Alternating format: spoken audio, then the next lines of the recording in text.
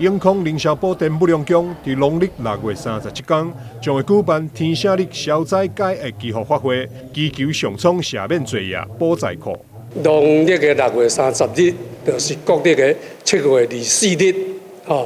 在下午8点啊，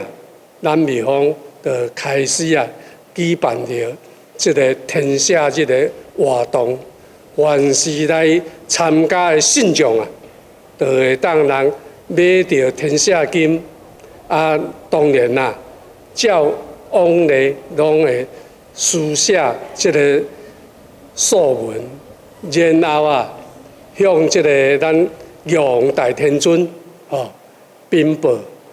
就是祈求啊，这上苍会当人赦免罪业。这次天赦日祈福法会，庙方特别准备了神尊加持过太和下罪符，信众会当透过跋杯方式请符结缘。大贤母上帝者，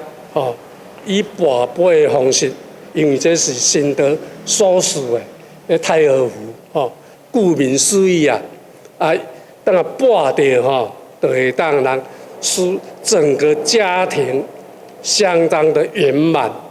每一位会当人和睦相处，